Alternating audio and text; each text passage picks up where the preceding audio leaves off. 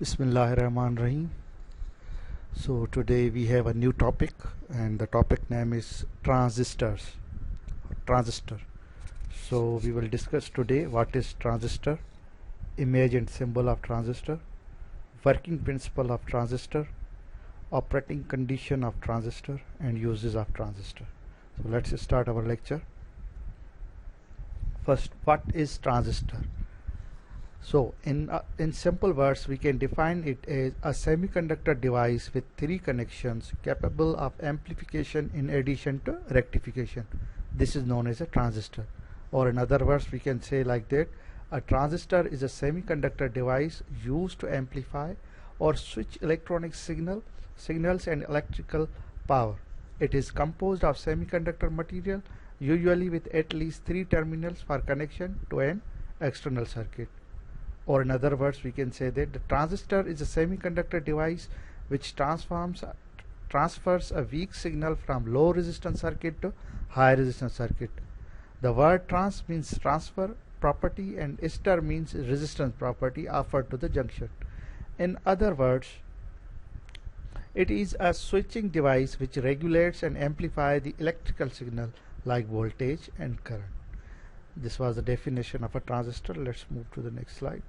Okay, the transistor consists of two PN diode connected back to back. It has three terminals, namely emitter, base, collector. The base is the middle section, which is made up of thin layers. The right part of diode is called emitter diode and the left part is called collector base diode.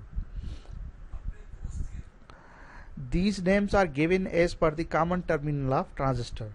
Means what we have said, that it is a emitter diode and collector base diode. So this means that how the name is given. The emitter base junction of the transistor is connected to the forward bias and the collector base junction is connected in reverse bias, which offers a high resistance. So this is simple. Again moving to the next point. There are two types of transistor, namely NPN transistor and PNP transistor. The transistor which has two blocks of N-type semiconductor material and one block of P-type semiconductor material is known as a NPN transistor. Similarly, if the material has one layer of N-type material has two layers of P-type material, then it is called PNP transistor. Let's move to the next slide. This is the image and symbol of the transistor. This is the image of a transistor. Here it has three terminals. You can see this. Here this is the image. This is the symbol of a transistor. It has three terminals: emitter, base, collector. This is a PNP transistor. And in this, the current flows inwards, emitter inwards, and whereas in NPN transistor, the emitter arrow current shows outwards. So this is the simple symbol of the transistor. One is a PNP, other is NPN. Moving to the next slide. Terminals of transistor. As we discussed, there are three terminals: emitter, base, collector. Now let's discuss what they are. First, emitter. The section that supplies the large section of majority charge carrier is called emitter. The emitter is always connected in forward bias with respect to the base so that it supplies the majority charge carrier to the base. The emitter base junction injects a large amount of majority charge carrier into the base because it is heavily doped and moderate in size. Moving to the next slide. Now we will learn about the collector. The section which collects the major portion of majority charge carrier supplied by the emitter is called a collector.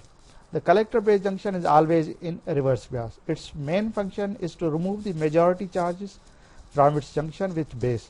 The collector section of the transistor is moderately doped, but the larger in size so that it can collect most of the charge carrier supplied by the emitter. Now what is base? Base, the middle section of a transistor is known as a base. The base forms two circuits: the input circuit with the emitter and the output circuit with the collector. The emitter base circuit is in a forward bias and offered the low resistance to the circuit. the circuit which has a emitter base, it is in forward bias, and if it is a forward bias, definitely it is a low resistance, whereas the collector base junction is in a reverse bias and offer high resistance to the circuit. The base of the transistor is lightly doped and very thin, due to which it offers the majority charge carrier to the base. Moving to the next slide. Working of a transistor, that how transistor works. Starting, usually silicon is used for making the transistor because of their high voltage range, greater current, and less temperature sensitivity. The emitter base section kept in forward bias here, this section, this is emitter, this is base, this is kept in a forward bias.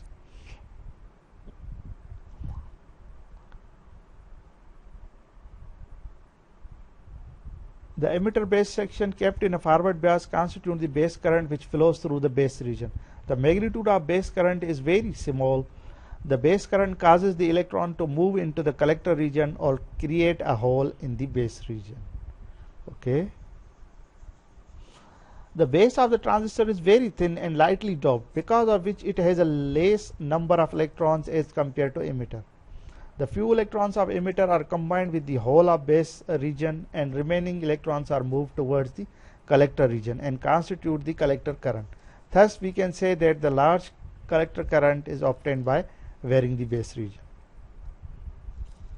Now, moving to the next point of our topic is operating condition of transistor. When the emitter junction is forward bias and the collector junction is in a reverse bias, then it is said to be the active region. The transistor has two junctions which can be biased in different ways. The different working conduction of the transistor is shown in the table below.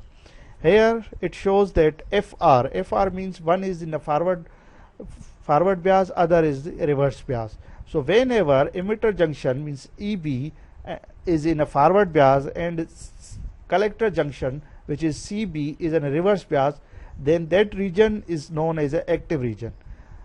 Whenever there is 2F means forward bias, means emitter junction EB is also in forward bias and collector junction CB is also in forward bias, then that the region they form, that region is known as a saturation region. With the third point, it is that reverse, both are in the reverse bias, means emitter junction and collector junction both are in reverse bias, that region we call it a cutoff region. And last, inverted, the reverse bias and forward bias. Whenever the emitter junction EB is in a reverse bias and collector junction CB is a forward bias, then that region is known as a inverted. Why inverted? Because it is invert to this one, this first one, FR. FR is inverted to the RF. So moving to the next slide. What is FR? Okay. In this case, the emitter base junction is connected in forward bias and the collector base junction is connected in reverse bias. Okay. The transistor is in the active region and the collector current is depend on the emitter current.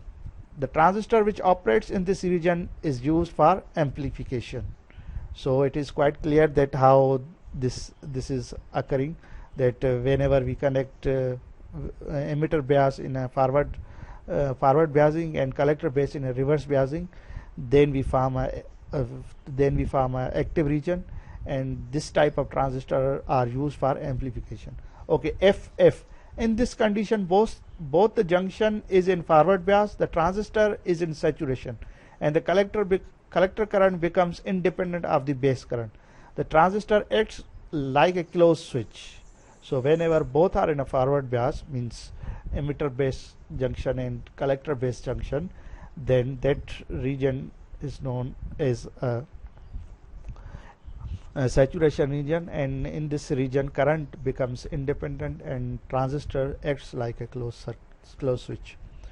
Now RR, both means RR means emitter base junction and collector base junction both are in reverse bias. Both the current are in a reverse bias. The emitter does not supply the majority charge carrier to the base and carriers current are not collected by the collector. Thus the transistor acts like a closed switch. Now RF.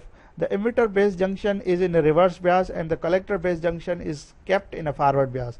As a collector is lightly doped as compared to the emitter junction, it does not supply the majority charge carrier to the base. Hence, poor transistor action is achieved. It means that if we are connecting it to inverted form, means that as it in FR we connect the emitter base junction in forward biasing and collector base junction is reverse bias. So when we invert it, means emitter base junction will be in a reverse bias and collector base junction will be forward bias. Then that type of transistor connect biasing or transistor function will be very poor. It will the efficiency will be very poor and we will not get our desired results. Come on, last point of the lecture is the uses of transistor or application. Transistors are used as an amplifier, transistors are used as a voltage regulator, transistors are used as a rectifier, transistors are used as a switch. This is all about for today's lecture, and what we learned from today's lecture. Moving to the first slide, what is transistor? Then we learned about the image and symbol. Then we learned about the terminals of transistor, emitter, base, collector.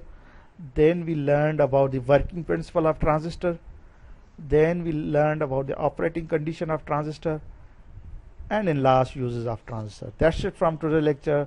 It's bye bye.